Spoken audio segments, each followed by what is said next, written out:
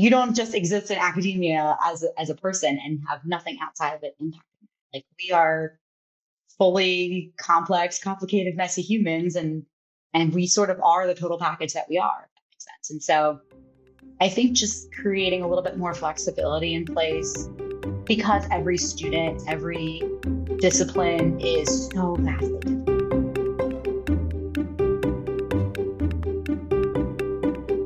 Welcome to the Personal Finance for PhDs podcast, a higher education in personal finance. I'm your host, Dr. Emily Roberts, a financial educator specializing in early career PhDs and founder of Personal Finance for PhDs. This podcast is for PhDs and PhDs-to-be who want to explore the hidden curriculum of finances to learn the best practices for money management, career advancement, and advocacy for yourself and others. This is Season 16, Episode 2, and today my guest is Dr. Jacqueline Nikpour, who holds a PhD in nursing from Duke University and is currently a postdoc at the University of Pennsylvania.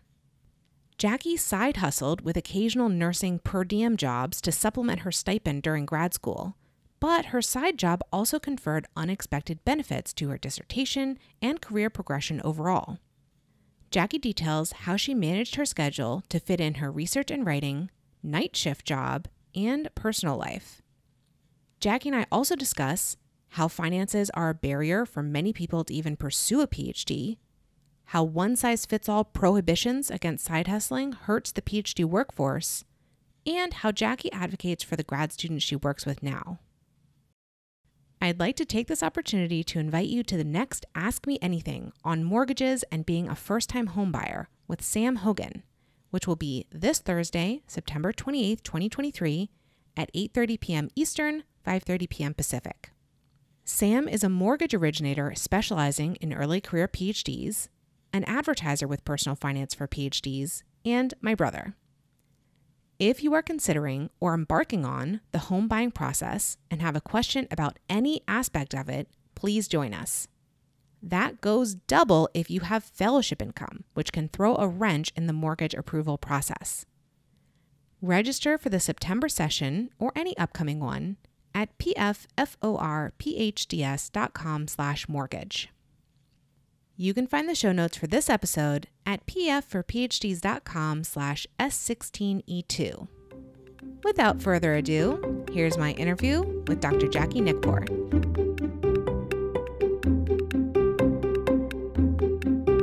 Delighted to have joining me on the podcast today, Dr. Jackie Nikpour. She is a PhD prepared nurse currently doing a postdoc at the University of Pennsylvania. And our topic today is side hustling, especially as a graduate student. So Jackie, I'm really pleased that you decided to join me on the podcast today to talk about this topic. And will you please introduce yourself to the audience a little bit further? Sure. Thanks so much for having me, Emily. So like you said, I'm currently finishing up my postdoc at the University of Pennsylvania. I'm a nurse by training, so started my career as a registered nurse in pediatrics, med-surg, behavioral health, and then went into grad school, finished my PhD, and am now working at the Center for Health Outcomes and Policy Research at the University of Pennsylvania School of Nursing.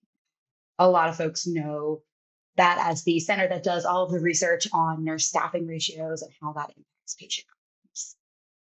And you shared with me just before we started that you are currently interviewing for faculty positions. So you are pursuing the academic faculty route. Correct. I really want to stay in the research kind of realm. Scholarship is sort of my bread and butter. And so teaching is something that I enjoy and I want to do, but my focus is more tenure track. And can you give me an idea of how long you worked as a nurse before you pursued your PhD? Yeah. So I would say every nurse who pursues a PhD has a little bit of a different story. So I say I'm a kind of non-traditional person, but I don't think there really is a traditional PhD prepared nurse anymore, if there ever even was to begin with. So I kind of always knew from my undergraduate nursing school research experiences that I wanted to be on the research side.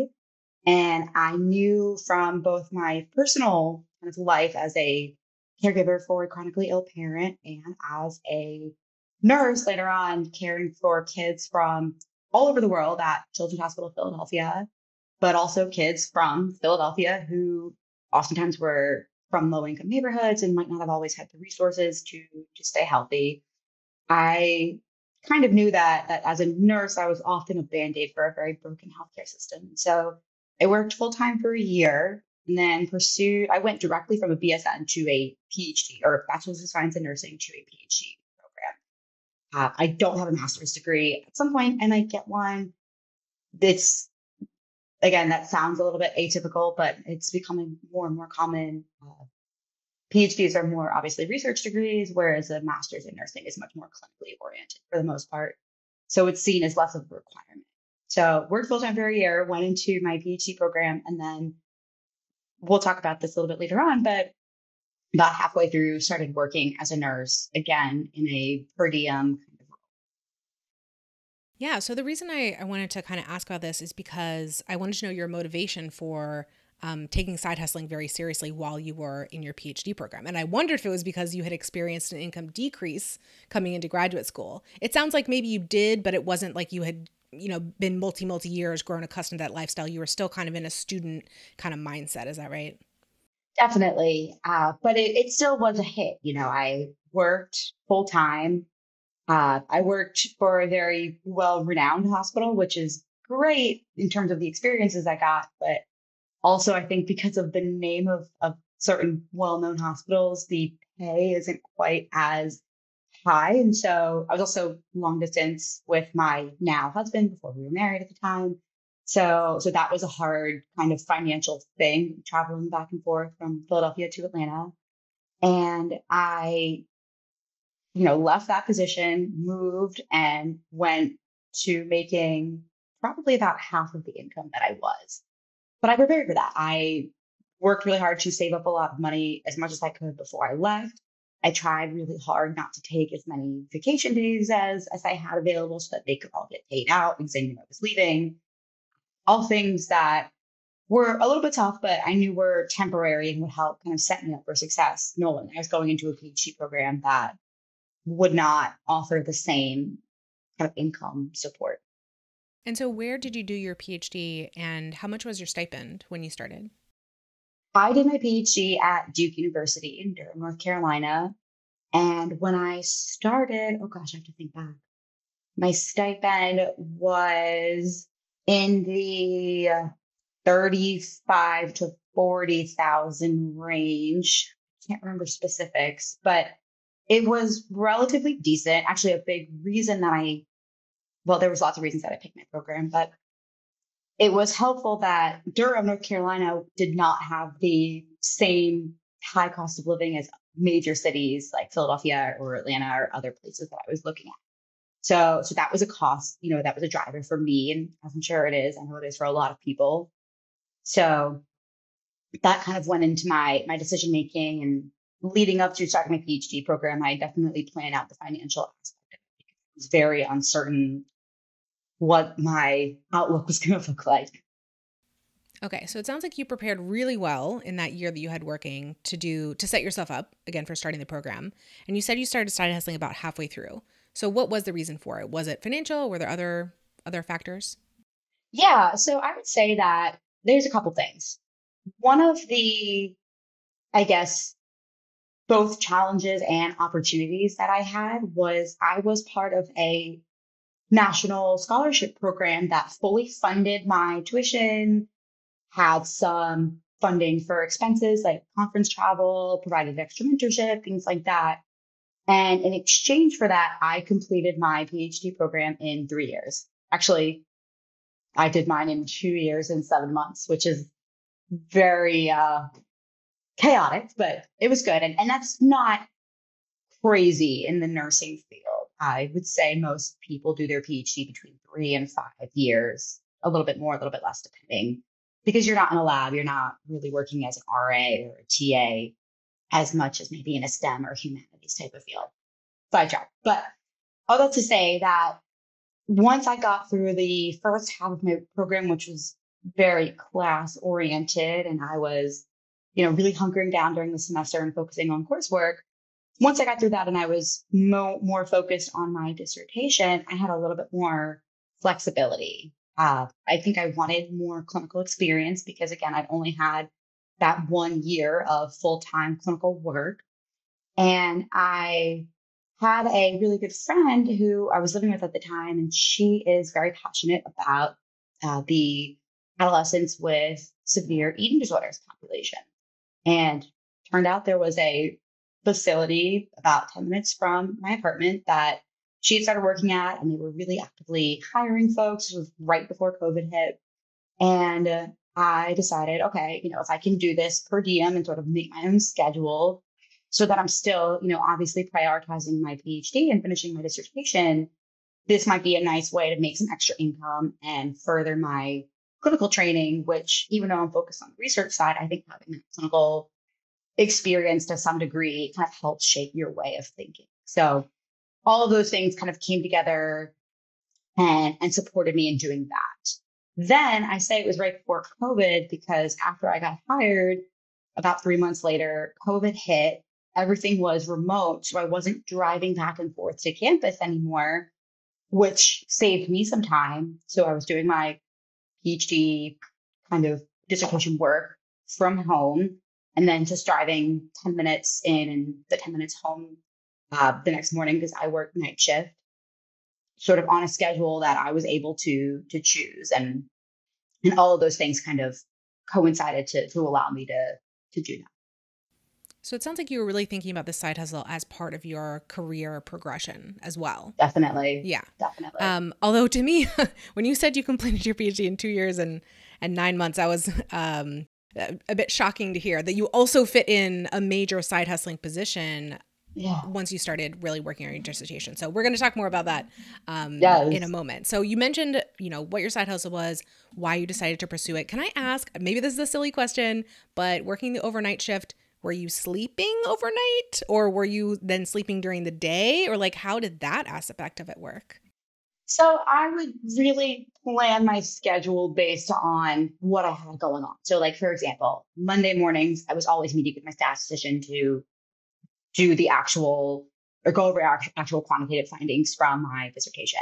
So I wasn't working Sunday nights because I knew I had to meet with her every morning at 9 a.m. on Monday. So I was planning out my schedule a few weeks in advance based on when I knew that I had meetings scheduled. I would block off time to work on my dissertation on my calendar and really only picked up those nights that I knew I could sleep in the next morning. So I would work 7 p.m. to 7 a.m., get home, sleep until about noon or 1 p.m., and then wake up and kind of go about the rest of my day. The days after night shift were a little bit tricky. So I tried to use those days to get done work that didn't involve as much brain power, if you will. Catch up on emails. Maybe if I had like a paper that I was a co-author on and I just had to look over it and provide edits, I could do that. But those were not my like super heavy intellectual working and writing my dissertation days. I sort of staggered those so that I wasn't doing that. I really only worked probably 2 to 4 nights per month, maybe a little bit more in the summer, but it ended up being about 1 to 2 nights a week, if that, sometimes more, sometimes less, depending on the schedule. What I like about what you said about how you set this up, and what I think is applicable to other people who might not be taking on night shifts for their, side hustle, but maybe managing it at a different time, is how you kind of, you said a week or two in advance, you would sort of like theme the days. Like on this day, I'm going to be doing my heavy thinking dissertation work, really doing analytical stuff. On this day, I know I'm going to be doing lighter work. For your reason, it was because your sleep schedule was a little bit disrupted. But for other people, there may be other reasons to do that, just because they maybe learn their own natural energy to the week, when they're going to work best and when not. This is something that I did not learn as a PhD student, but I have only learned as an entrepreneur, that like it's really helpful, I think, to literally, the podcast that I listen to calls this theme days. So like in my business, I have days when I'm more focused on clients and days when I'm more focused on content and days when I'm focused on business operations. And so I find it really helpful not to just be like at any moment I could be doing any work and it's all top priority, like I know what the priority is for the day. So I really like that about the schedule that you developed. And I would say, looking back, I don't think I intended to do that originally, but I do think that taking that role on really honed my time management skills because I didn't have a choice. And that was something that, set me up for success down the line. It not only allowed me to kind of think about how I would approach my week and set up days with, priorities for the day and what that focus was going to be. But it also set me up to be in a better position when I was going for postdocs. And even just life in general. One thing I didn't mention was that I was also planning a wedding at the time. So that was a huge help for that. It was a huge thing that allowed me to help pay down my student loans during the student loan pause when there was no interest accruing. And so it ended up being an incredibly valuable experience in a lot of ways that maybe I didn't anticipate when I started. Yeah. Is there anything else that you want to kind of add about that? People don't like the word balance anymore, but the way you worked between your dissertation work, your side hustle, your life, everything else. Anything else you want to add about that? I would just say that I think it required a lot of intention. I am very lucky that I had a supportive partner, but even if you don't have a romantic partner, having people that you can ask for help when things get a little bit chaotic, and knowing your own limits and knowing, like, let's say someone asked me to pick up a shift. If I knew it was a really busy week, saying, I can't do this. So knowing to ask for help, knowing when you need to back off certain things. And I agree. I mean, the word balance, I think, is hard because it's never like a 50-50 balance of anything. It's sometimes this is going to take the priority. Sometimes I need to be focusing on finishing this dissertation chapter. Sometimes it's going to be summer and classes are out and I can focus a little bit more on making extra money for my wedding, things like that. So priority shift and just being kind of mindful and aware of that as you go along. It's, for me, something that I still do, even though I'm not in an HF role anymore. And I love that so much. It's just another way to like sort of broaden your horizons and a little, get outside of the academic setting and academic bubble through your work. And you're also making money at the same time. Doesn't hurt. Which was really, really valuable. And one thing that I wish was maybe a little bit more normalized in nursing PhD programs. There's a little bit of a hush-hush kind of policy of you're not supposed to be working because you're supposed to be focusing on your dissertation, but stipends are low and often don't meet the cost of living. And it's a little bit untenable to expect graduate students who have a very applicable set of skills to not be using them in cases when they're able to. Emily here for a brief interlude. Would you like to learn directly from me on a personal finance topic such as taxes, goal setting, investing, frugality, increasing income, or student loans, each tailored specifically for graduate students and postdocs? I offer seminars and workshops on these topics and more in a variety of formats, and I'm now booking for the 2023-2024 academic year. If you'd like to bring my content to your institution, would you please recommend me as a speaker or facilitator to your university, graduate school, graduate student association, or postdoc office? My seminars are usually slated as professional development or personal wellness. Ask the potential host to go to pfforphds.com/speaking or simply email me at emily@pfforphds.com to start the process. I really appreciate these recommendations, which are the best way for me to start a conversation with a potential host. The paid work I do with universities and institutions enables me to keep producing this podcast and all my other free resources. Thank you in advance if you decide to issue a recommendation. Now back to our interview. Let's talk about that a little bit more. So, was there an official policy either for your scholarship or in your program regarding side hustling? Yes and no. It was a little bit of an honor system. In general, I would say, at least in most research-intensive PhD programs, I don't know about teaching or other programs, it's a little bit kind of hush-hush, like you're not supposed to outwardly say that you're working clinically. I never told my advisor until after I finished my dissertation. Not that she wouldn't have been understanding, but just that I didn't want to put myself in a position where I was potentially not being seen in a very positive light. Uh, and that was hard. I wanted to grow my skills, and I got a lot out of it that, like I said, influenced my career and my research.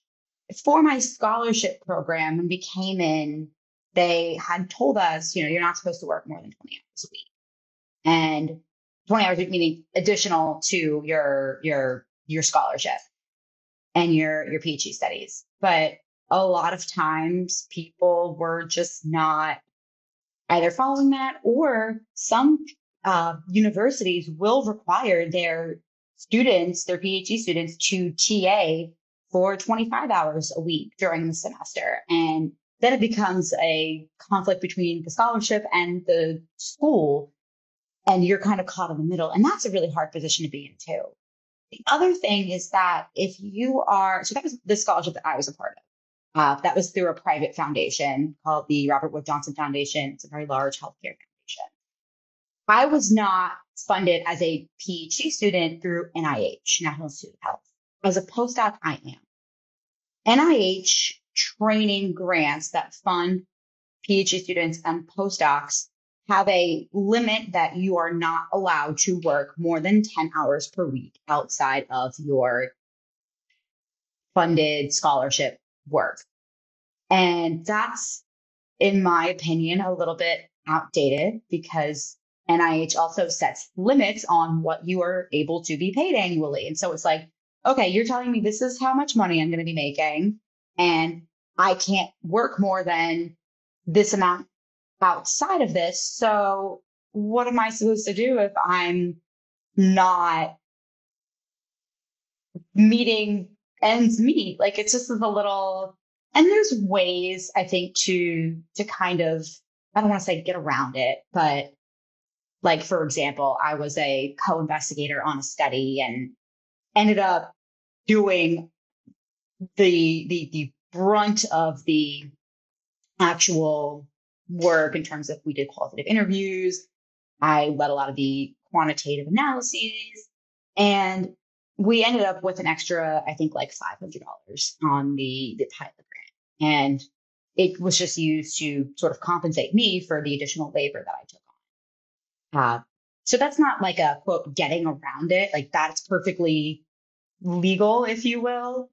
But there's other situations in which that's not a tenable way to exist as a PhD student or as a postdoc. And so I think that's a big structural barrier that a lot of people are kind of calling on NIH to address. What would you put forth as like your preferred policy? Like, would there not be a number, like a ceiling on outside work, or like, what would you, because we all, like, I think everybody's in agreement that the PhD work, the dissertation needs to be the number one priority. And the person, whether as a PhD student or as a postdoc, like, you need to be making progress towards whatever your goals are. And whether it's side hustling that has gotten in the way of that, or whether it's something else has gotten in the way of that, like, the student or postdoc and the supervisor need to make sure that that person is still on track.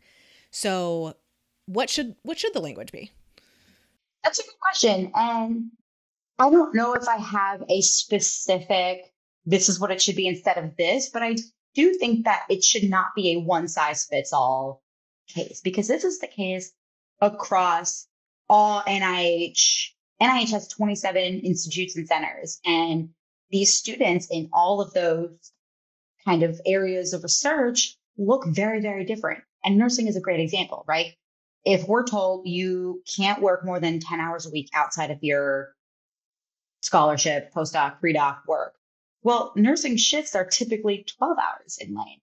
So you're telling me I can't pick up a 12-hour shift on a Saturday or a Sunday when I'm working 40 hours Monday through Friday? Like, it just wasn't designed with that in mind, because it was designed to be a one size fits all case. So I think it's about maybe tailoring some of these things for each discipline or each university. Or I think what I'm seeing just more broadly at a lot of PhD programs is mentor-mentee sort of informal kind of contracts where each party, each mentor or mentee kind of shares what that relationship is going to be like and what each person's responsibilities are, and creates an opportunity to come up with an individualized plan for your development as a scholar. And with those in place, I think that does open the door to more conversations like, hey, listen, advisor, I really need to make extra money, not only, because my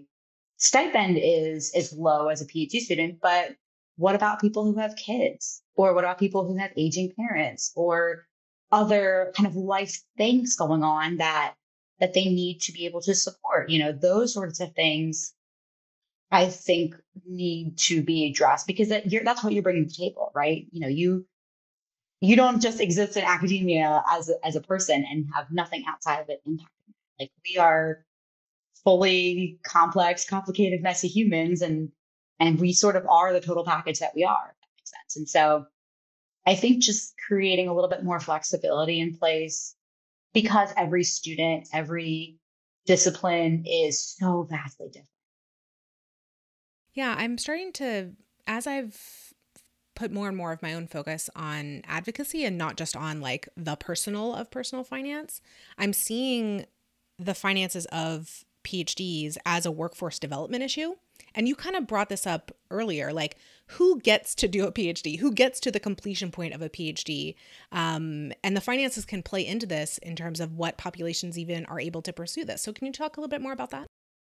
Absolutely. I think there are so many structural barriers that limit even who's able to get in the door in academia. And I have colleagues who are in this very position where they're low income, have family in a different state, or in some cases in a different country. Oftentimes are trying to send money back home to support their low income families. Maybe not, may not be able to afford a car, especially in a place like where I was in Durham. I had friends who they couldn't afford to purchase a vehicle, which was hard because it's a very car dependent place. There wasn't a ton of public transportation available. And so that impacts even the time it takes you to get to class and how long you have to study and get stuff done, maybe in the morning before classes, or how long it takes you to get home, and just the time that it takes away from other things that you could be doing, including your dissertation or side hustle. There's the caregiver aspect that we just talked about. There's so many things, plus the fact that, this is a very low wage job, because that's what it is. It's a full-time job. You're still a student, but it's work. And there's just so many people who I think we lose out on in all disciplines, because they are not able to turn their lives, upend their lives to complete the demands of a PhD program. And there's no resources in place to support so many of them. So the side hustling could help, right? Side hustling is a bit of a Band-Aid. Like, ideally, NIH, everybody else would just pay people enough that at least most situations you wouldn't need to side hustle. Now, in your case, we just talked about side hustling had other advantages besides the financial, and that's awesome. So can you tell me, is there anything you'd like to add about how you advocate now for other PhD prepared nurses around being able to side hustle should they so choose? Absolutely. I think, I'm still in a postdoc role, but I do have PhD students who I sort of informally mentor. And like, for example, I work on one project that is a clinical pathway. We support patients who are insured by Medicaid and discharging home from the hospital, make sure they get the support and resources they need so that they're not readmitted. We have grad students who work on our data collection, who run our weekly case conference meetings, who do a lot of that labor. And I'm always, encouraging them and pushing them, make sure you're keeping track of your hours, make sure that you are submitting for all of the time that you are eligible to be paid, because we want you to get as much money as you are entitled to, right? Like, you're signed on for 10 hours a week, like make sure that you're actually submitting those 10 hours per week. I am I work a lot with trying to make sure that, let's say when we hire a doctoral student as a research assistant, okay, what is the maximum amount that we're able to pay this person? And let's pay them that. Because first of all, that's grant money that needs to be spent anyway. Number one. Number two, I know what it's like to be in that position. I was in it very recently myself. And so I would say a lot of that advocacy that I'm doing is just within my own kind of world and the students that I work with. But it's also showed me a lot about the kind of mentor that I want to be. Let's say when I have my own PhD student advisees, I want to make sure that I'm creating a culture where I know what my students' needs are. And if they need to work to support that and support their families, then I'm going to work with them to make that happen. No matter what we need to do, we're going to get it done.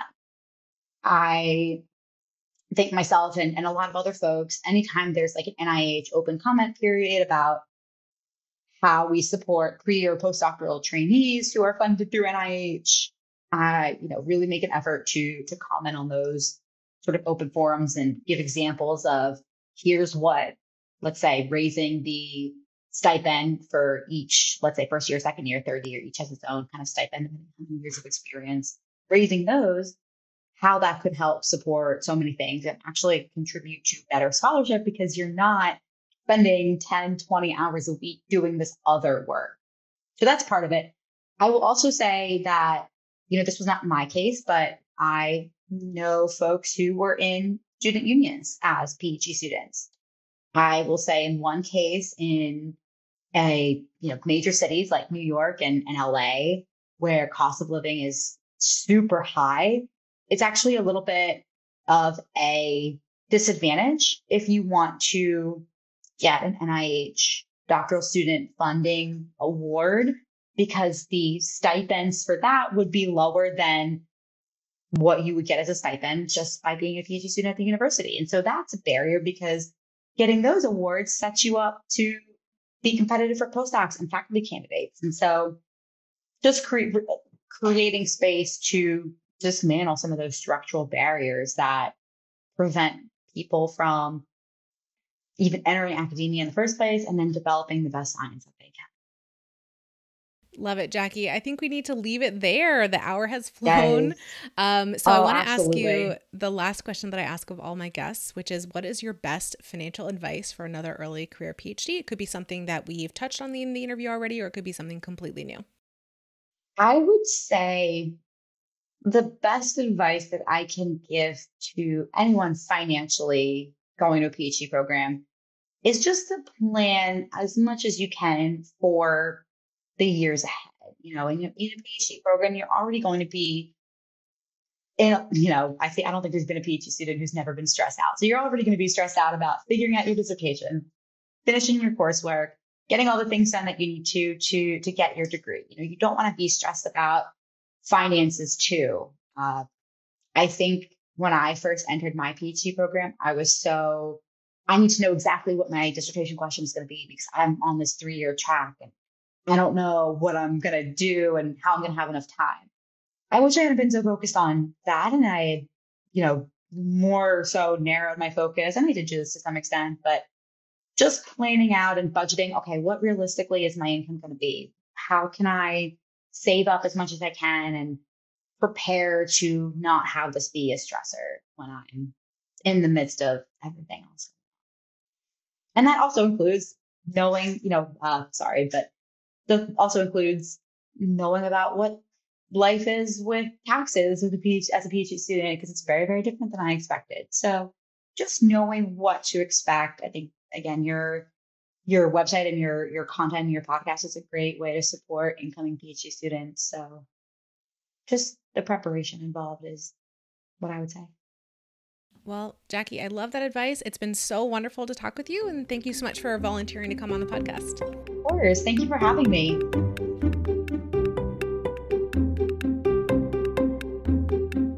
Listeners, thank you for joining me for this episode. I have a gift for you. You know that final question I ask of all my guests regarding their best financial advice?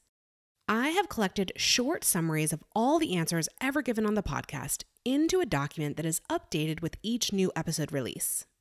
You can gain access to it by registering for my mailing list at pfforphds.com/advice. Would you like to access transcripts or videos of each episode? I link the show notes for each episode from pfforphds.com/podcast. See you in the next episode, and remember, you don't have to have a PhD to succeed with personal finance, but it helps.